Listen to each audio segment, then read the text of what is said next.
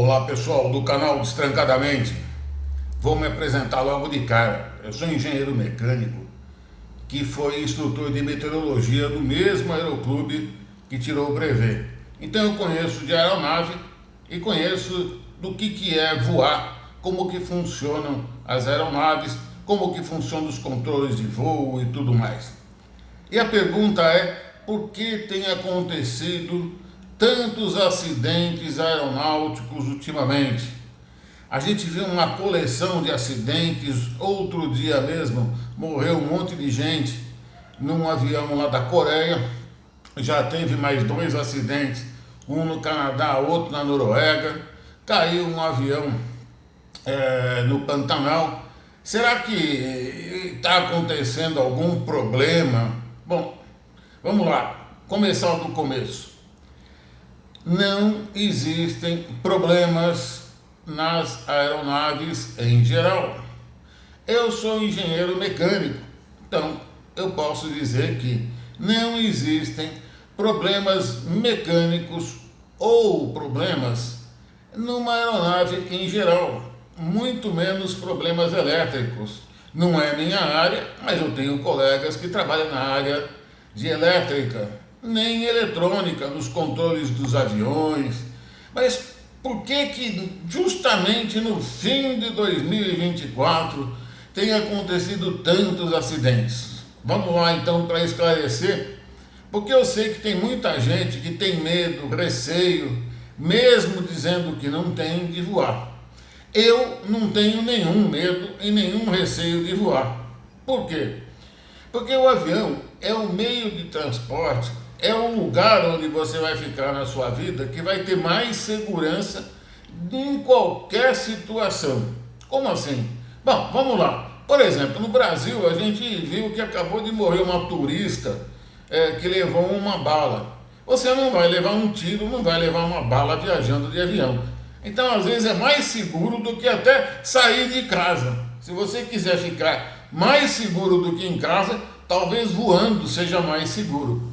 Mas o que garante isso? Bom, eu já disse em outros vídeos, um avião, para voar, ele tem toda uma equipe de engenharia que vai fazer o projeto deste avião, depois vai fazer 1, 2, 3 protótipos do avião, depois vai voar esse avião incessantemente até obter a homologação desse avião nos órgãos competentes. No caso do Brasil é a ANAC, e tem um monte, cada país tem o seu. Ah, mas a ANAC é brasileira, não será nada. A ANAC é tão respeitada quanto os mais importantes órgãos de controle e de fiscalização de aeronáutica, de aviação no mundo. Por quê? Porque a gente tem uma estrutura toda que é herdada da aeronáutica, que é o pessoal da aviação militar. Então, durante todo o tempo em que ela foi militar, há pouco tempo ela é civil, pouco tempo em comparação com a existência desse sistema, sempre o rigor foi um rigor militar, que é um rigor muito maior, em princípio, do que o rigor privado, do que o rigor não militar. Porque eles têm que obedecer ordens, missão, tem que ser rápidos, tem que ser precisos. Então, graças a Deus, a gente teve essa herança, a gente tem essa herança no Brasil. Então, todas essas pessoas têm uma cultura, têm uma maneira de ser, uma maneira de agir, uma maneira de pensar, voltadas para a eficiência, voltadas para a segurança de voo. Então, quanto a isso, podemos ficar super tranquilos. Bom, mas voltando à questão, por que acontecem então os acidentes? Então vamos lá, de novo. Um avião para voar, ele tem que ser homologado, certificado. Para isso são necessários 3, 4, 5 anos de testes incessantes, e uma equipe que está lá não é para fazer favor, não. Está lá para achar problema até homologar o avião. E pelos casos de sucesso aqui no Brasil, a gente tem uma indústria aeronáutica longeva, faz muito tempo que a gente fabrica avião, E veja, os aviões brasileiros, fabricados no Brasil, de concepção de projetos brasileiros, estão entre os mais seguros do mundo. Você nunca vai ouvir falar de um avião brasileiro que tenha um problema crônico. Olha, aquele avião ali brasileiro não presta. Não existe isso. Todos os aviões fabricados no Brasil são de altíssimo nível. Por quê? Porque os projetos são de alto nível. Por quê? Porque os engenheiros que projetam são de alto nível. Não tenha desconfiança em relação ao projeto da aeronave. Bom, se não é o projeto da aeronave, se não é aquele equipamento que você vai pôr o pé e voar, o que pode dar de problema no avião? Segunda coisa, manutenção. Manutenção pode dar problema? É muito difícil. Por quê? Porque tudo que vai num avião tem que ser exclusivo para avião. Tem que vir de um fabricante, e o fabricante daquela peça também é homologada. Aquela peça também é homologada. Então um pneu de avião é um pneu homologado para voar. Não é um pneu qualquer. Não dá para botar um pneu Xing Ling lá dos tempos que a China fabricava porcaria. Então, como é que um avião vai cair se não é o projeto e não é a manutenção? Bom, pode ser o controle de voo. O controle de voo, o pessoal pode ser que tenha algum problema. Muito difícil. Por quê? Porque, de novo, a gente tem uma cultura toda, é como se assim, a gente tivesse vindo de uma guerra. Por que de uma guerra? Porque é militar, veio da área militar e só foi aperfeiçoando quando virou civil, só melhorou. Então também não vai ser o controle. Então o que faz um avião cair é os pássaros, como falaram que o avião caiu lá na Coreia. Olha, pássaro dificilmente vai fazer um avião cair. Por quê? Então vamos separar agora em dois tipos de avião. O primeiro tipo de avião é o avião comercial, aquele que a gente compra o bilhete para voar. Esse avião, ele é de uma companhia aérea. Esse avião dessa companhia aérea, ele é, em geral, grande, né? Grande o suficiente, e, em geral, ele tem 2 motores. Então, assim, se houver um pássaro que entre numa turbina, por exemplo, aquela turbina pode até parar de funcionar, mas tem a outra. E se entrar nas 2 turbinas? Avião, gente, avião plana. Avião é um planador pesado. Então, avião é um planador que não serve como planador, porque ele é muito pesado. Ele não vai ficar no ar por muito tempo, mas mesmo sem motor, ele tem condições de ficar no ar, ele tem condições de voar tranquilamente durante um certo tempo, depende da altura, do tipo de avião, etc, etc. Mas enfim, ele não vai cair feito uma pedra de uma hora para outra. Então sempre o piloto, ele tem a opção de planar esse avião até chegar num lugar que ele possa pousar tranquilamente. O tranquilamente é tão tranquilamente quanto se possa pousar. Mas então, o que acontece? Por que acontecem acidentes aeronáuticos? Então vamos lá. Meteorologia é a última parte. Meteorologia foi aquele avião que caiu perto de Campinas, em Vinhedo. Muita gente disse, aquilo ali pode ser o gelo. Gelo não derruba avião. Se gelo derrubasse avião, já imaginou? Estados Unidos, Canadá, Noruega, Suécia, Finlândia, o norte da Europa, Rússia, caía avião todo dia. Então, os aviões são feitos para voar, inclusive quando há gelo. Mas, finalmente, por que um avião vai cair? Qual o motivo de um avião cair? Não são vários? Olha, podem ser vários, mas 80%, a maioria deles, e aí, isso quem diz não sou eu, isso quem diz é uma análise que você pode fazer de todos os acidentes que aconteceram no mundo, principalmente os últimos acidentes.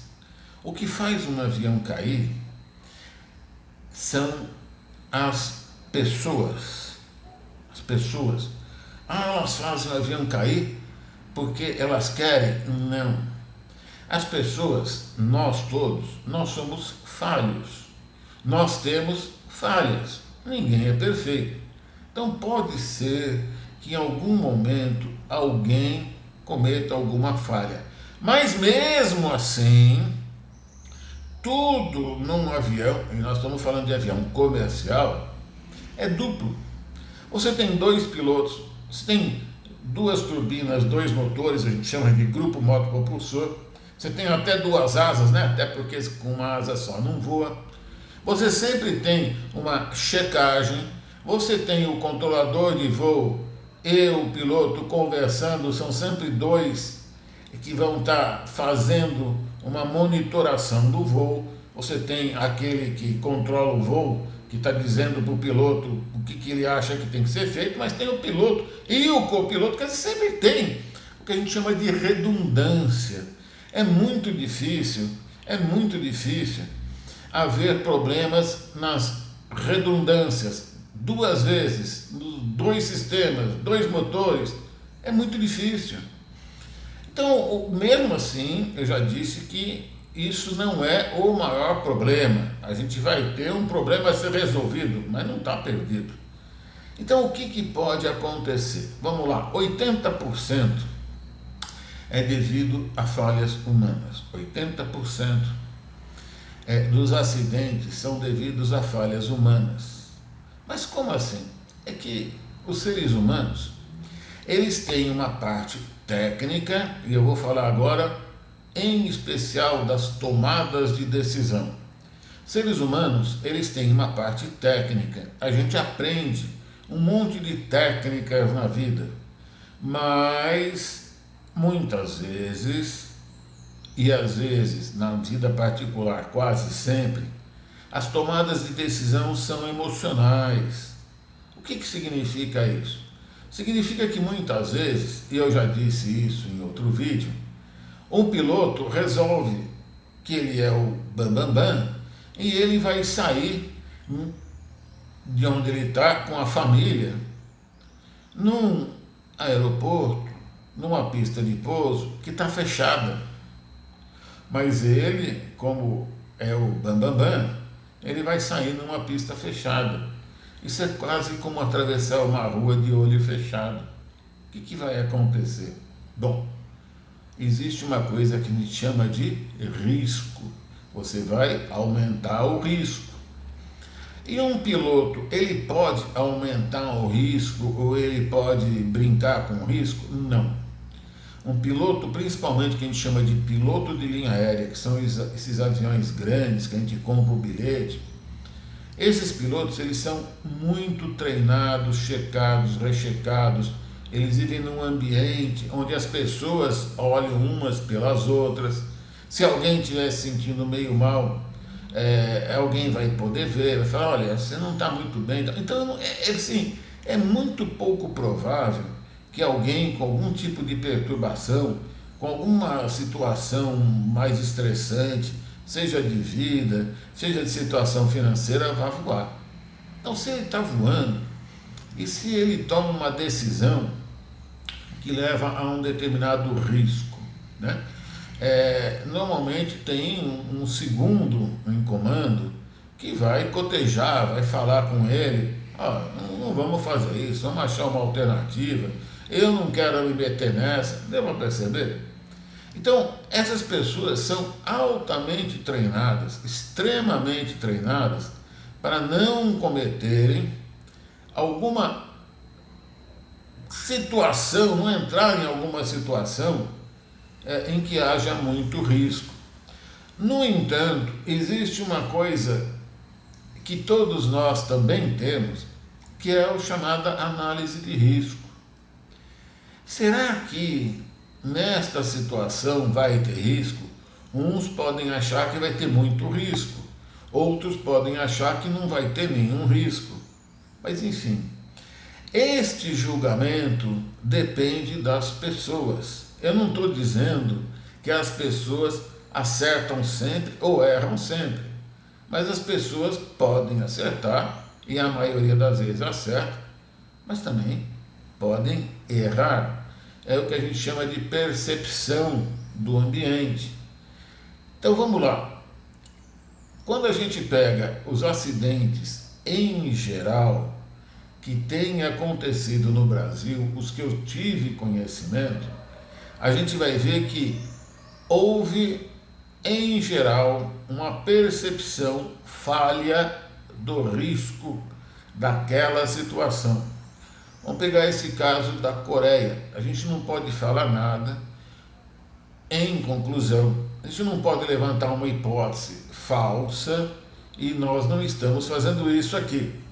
O que a gente está dizendo é o seguinte: veja, existe um componente que a gente pode prestar atenção, porque ele pode existir, que é o que a gente chama de análise de risco.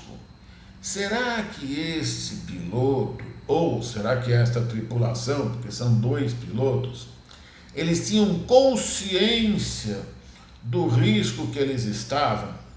Será que eles tinham consciência para tomar a decisão melhor? Então, por exemplo, nesse acidente da Coreia, que a gente não pode concluir nada, mas a gente pode simplesmente levantar alguma hipótese, que não quer dizer que essa hipótese seja a hipótese conclusiva. Então, com todo esse cuidado e respeito, a gente pode dizer o seguinte: poxa, se tem pássaro na pista, é melhor a gente buscar uma alternativa. E o avião, ele tem combustível suficiente para ir do ponto A ao ponto B e até o ponto C como alternativa, não é? Então, se ele tem essa alternativa, por que ele não usa essa alternativa? Bom, parece que no caso do avião lá da Coreia, ele acabou ficando sem trem de pouso. Bom, neste caso, no fim da pista tinha um muro. Então veja, a não ser que ele estivesse numa situação realmente, e parece que foi esse o caso, que ele não tem outra alternativa, ele teria que assumir um risco muito grande para pousar numa pista que lá no fim tem um muro. Já imaginou? Você não vai frear. Você está caminhando para dar com um avião no muro. E não precisa ser muito esperto para saber o que vai acontecer. Mas isto acontece em todo voo? Não. Mas dava para evitar isso? Dava. Ele já tinha sido avisado de que havia pássaros próximo à pista. Essa pista é conhecida por ter pássaros próximos à pista. Agora eu vou te perguntar uma coisa. Se isto já é uma situação prevista, por que ninguém foi lá e não espantou os pássaros? Eu sei que não se deve fazer isso, mas é só pegar meia dúzia de rojão que espanta.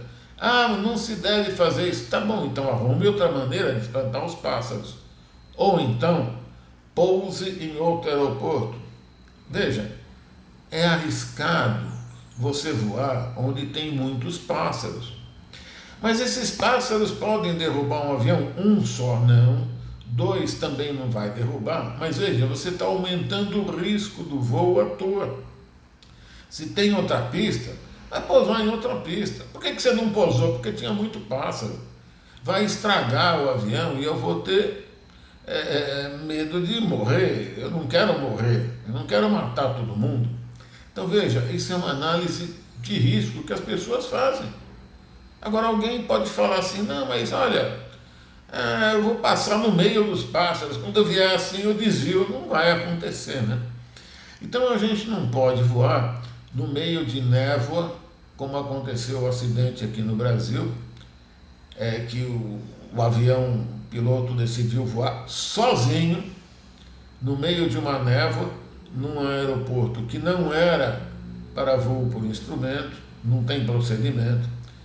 Não dá para voar no meio de pássaros, porque você não é um pássaro, esses pássaros podem dar problema no seu avião.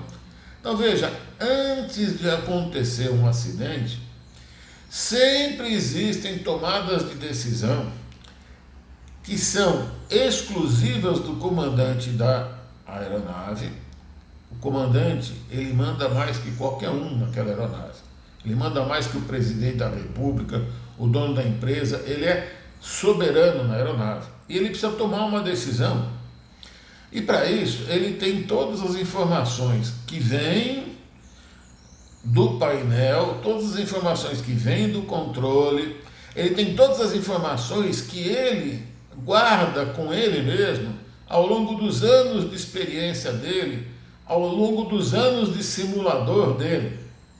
Então, este ser humano, que é aquele piloto em comando, junto com o copiloto, ou segundo oficial, ou segundo piloto da aeronave, eles estão ali para tomar decisões. E eles não estão ali tomando decisão pela primeira vez de uma coisa que eles não conheciam. Então, o que acontece nessas situações? Existe uma falha, em geral, que ela não ocorre na maioria do tempo, em quase nenhuma época do ano em especial. Por isso não é essa época especial, não é porque é Natal, até porque na Coreia não se comemora Natal como no Brasil, só por uma comunidade lá que é cristã. Mas enfim, o que afeta essa tomada de decisão? É isso que é feito nos treinamentos dos pilotos. O piloto é treinado para ser, entre aspas, como um robô. Na situação A, faça X, na situação B, faça Y. Ele é treinado, é mostrado para ele qual é a situação de risco que ele tem que cair fora. Mas às vezes a análise dele fica prejudicada. Mas é uma análise pessoal, é alguma coisa da pessoa. E olha, como nós não somos robô, como nós não somos máquina, muitas vezes a gente falha. A gente toma uma decisão que, se fosse em outro dia, teria tomado outra decisão. Então veja, nesses acidentes que já aconteceram, a primeira causa que eu iria buscar, e eu acho mais correto, é a causa do fator humano. Não quer dizer que eu vou excluir as outras, pelo contrário, nenhuma causa pode ser excluída. Mas vocês podem ver que, em geral, existe nesses acidentes um fator humano. Esse fator humano, que é muitas vezes imponderável, ele fica superior aos outros. Por isso que em acidentes aeronáuticos vai se buscar uma causa raiz. Aconteceu tal coisa, por quê? Por causa disso. Por que aconteceu? Por causa disso, por causa daquilo. Por que aconteceu? Por causa daquilo, por causa daquilo outro. Então a gente vai buscando essas causas, a gente não, mas os responsáveis por isso, até chegar naquela causa raiz, aquela causa que realmente provocou o acidente. E por que se faz isso? Para eliminar mais uma vez essa causa. Em geral, é esse o recado, é assim, é mais seguro voar, em geral, numa companhia aérea, ainda mais no Brasil, que as companhias aéreas são muito boas, os pilotos são muito bons, a formação de todo o pessoal que trabalha na aviação é muito bom, é excelente. Acho difícil ter outra melhor no mundo. O Brasil é considerado um dos países onde a aviação do mundo é mais segura, mas não é assim, entre os 10, como é o nosso PIB. É um dos 1 ou 2 melhores. Está concorrendo entre os primeiros, entre o campeão de segurança. Então, o único fator de risco que realmente é imponderável é esse, na minha opinião, assim como análise inicial. Assim, é muito pouco provável que uma máquina dê uma falha, embora elas existam, acontece em 20% das vezes. Mas mesmo assim, se a máquina tiver alguma falha, mesmo que haja alguma falha em termos de meteorologia, ainda sempre tem o nosso querido piloto, os nossos queridos pilotos, que são dois, que têm condições de levar um voo a termo em segurança. E o acidente lá no Azerbaijão? Bom, esse levou alguns tiros ou estilhaços de mísseis e mesmo assim conseguiu pousar, obviamente em condições terríveis. Vocês vejam, o treinamento desse pessoal é tão bom, mas tão bom, que mesmo com um sistema completamente ruim como eles estavam, numa zona de guerra, eles conseguiram pousar. Só que vamos lá, só para terminar, ele não devia ter ido para lá, né? Se é uma zona de guerra, a gente não voa em zona de guerra, né? Você não vai dar mole, né? Então, essas decisões que são assim, o imponderável, que é a beleza e a tristeza da nossa existência enquanto ser humano. Tá ok? Então, fica dado o recado, espero ter destrancado a mente de todo mundo e deixado claro que a aviação é uma atividade absolutamente segura. Mas eu não posso eliminar as falhas que são humanas. Todos nós temos. A gente quase que elimina. Chega a 99,999%, mas às vezes alguma coisa acontece no meu coração que faz com que as pessoas tenham uma decisão não lógica, emotiva, que é via de regra que todo mundo faz. Então, um abraço, até breve, a gente se vê na próxima.